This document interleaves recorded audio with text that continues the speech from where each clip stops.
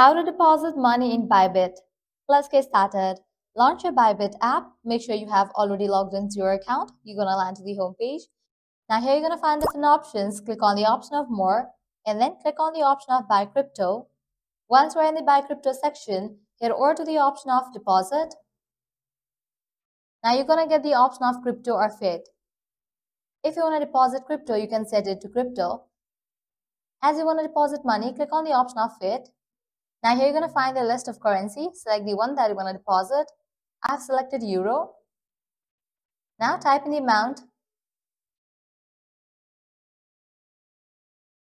Then select your payment method. Then check in for this option, agree with terms and conditions, and then click on continue. And then you can follow the on-screen instructions and go through the process. With that, your money will be deposited in Bybit account.